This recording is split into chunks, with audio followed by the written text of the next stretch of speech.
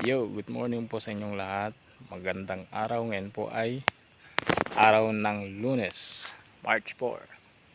So, tulad ng nakikita nyo, dito na naman tayo sa kabilang area ko, kung saan may ibabahagi rin po ako sa inyo ang aking punlang panigang. So, standby kayo dyan, mga ma'am, sir, mga viewers natin dyan. Tara, punta tayo doon. Pustahin natin kung anong kalagayan na kailangan na ba i-transplant. So yung yung sili natin, tara.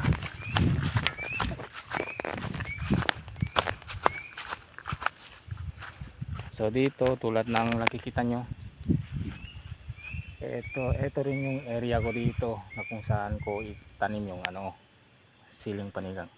Andan po, bale preparado na yung yung plot doon, i-plastic mulch na lang kulang. Tara. Kumusta na kaya yung siling panigang ko, mga ma'am, sir?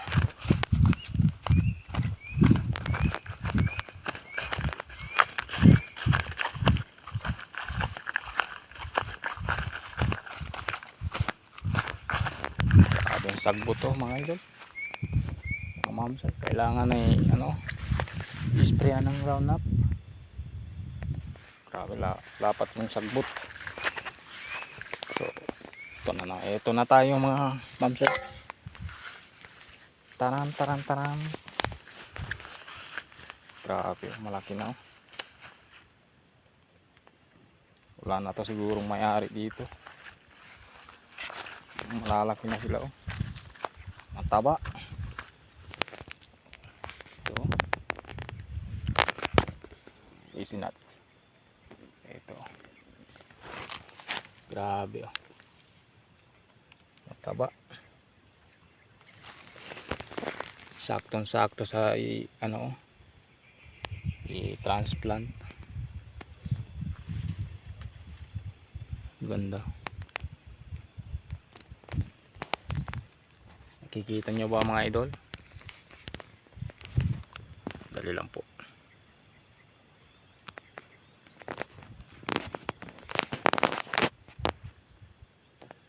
Tulad ng nakikita nyo, ito siling panigang to, siling bulkan. Bulkan pala to. Yung yung green na green, maanghang.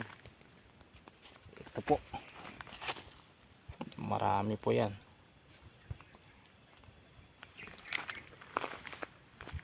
Tamang tama na sana to i-transplant, kaso lang okupado talaga ako sa trabaho. Mag-isa lang kasi ako gumagawa ng mga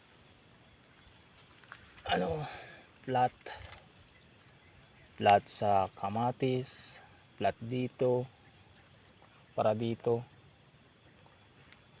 mga idol. Mahirap talaga ang buhay pag mag-isa ka lang.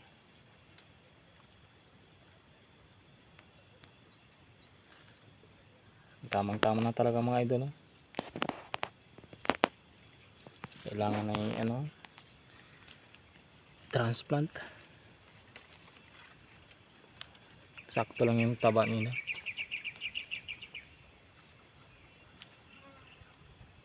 Nakauna lang kasi ito sa kamatis, gipunla.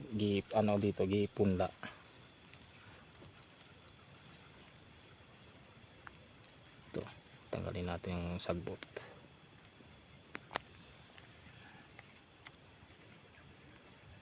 Yung mga ma'am, sir dyan, kung gusto nyo rin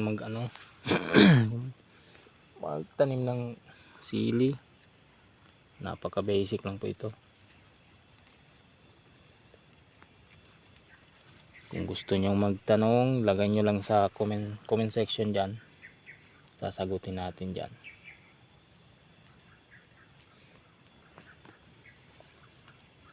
Ito mga idol,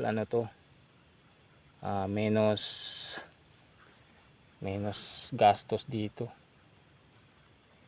Kailangan mo lang dito vitamin at saka ano, abono. Pag abono, maintain lang vitamin para yung bunga nila maintain din.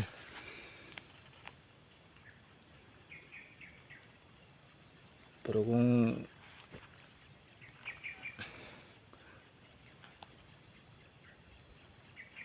hindi nyo i-maintain yung abono, kuha lang kayo ng ano, yung bunga, so mabagal din yung ano,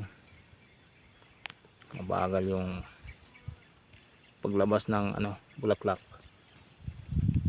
So, kailangan maintain din yung pag-aabono. Spray kayo ng ano, yung patawa, vitamins, para condition din sila. Tulad natin, araw-araw kumakain, condition din yung katawan natin. Grabe, dami.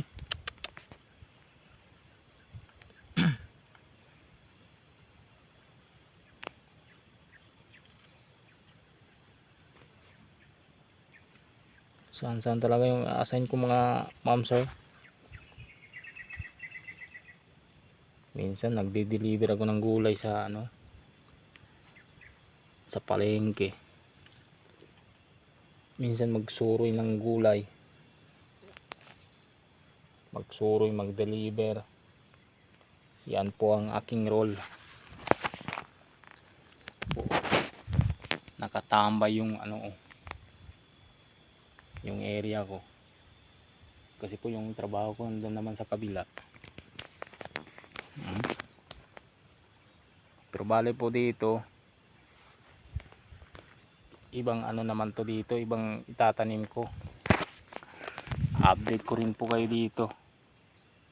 Tatanim ko dito talong naman. Hanggang doon. Talong pati yung sa kabila, nandun sa kabilang area ko.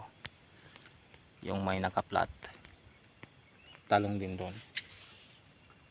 Kasi yung ano, yung similya ko isang lata yun.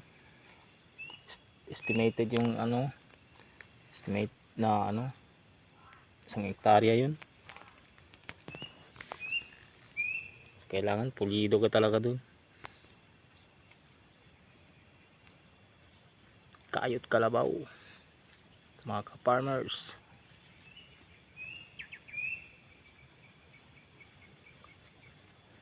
Pero eto mga ma'am sir, ano, bale gagamitin ko dito ay plastic mulch lang para iwas menos trabaho tayo.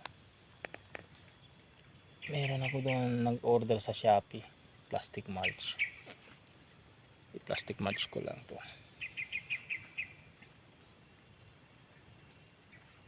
para menos trabaho. Pero bago ko i-transplant to mga sir, mga idol, ibabahagi ko po kayo kung paano ko mag ano, i-prepare yung ano, pag-aabono muna, tapos plastic mulch. May proseso tayo dyan para naman na hindi ito maano, okay yung ano niya. Dapat natin ano, lagyan muna ng tubig, patubigin natin muna para malambot yung lupa. Kasi dito mga idol, kitang kita nyo, napakatuyo.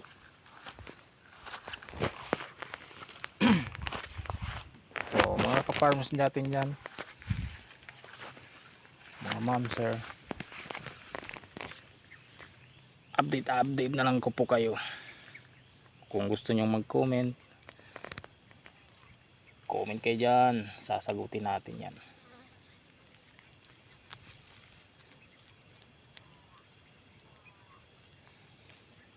Kailangan talaga ng tubig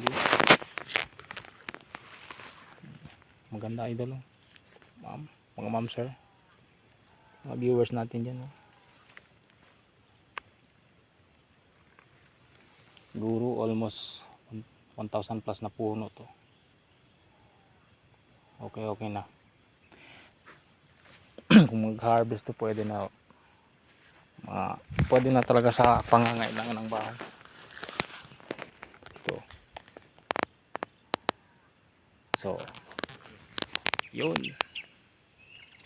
Hanggang dito na lang po. Punta na naman tayo doon sa kabila sa aking punlang kamatis. Tambay lang po tayo dyan. Bye bye.